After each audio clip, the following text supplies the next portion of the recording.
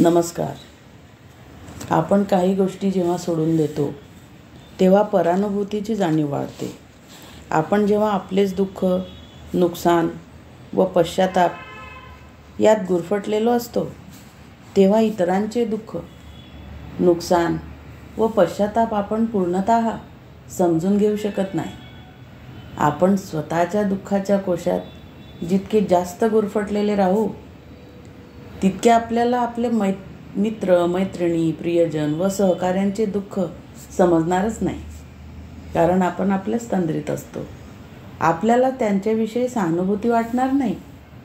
आपण जेव्हा त्रासदायक भावना सोडून द्यायचा निश्चय करू त्यावेळी आपण इतरांच्या भावना समजून घेऊ शकू.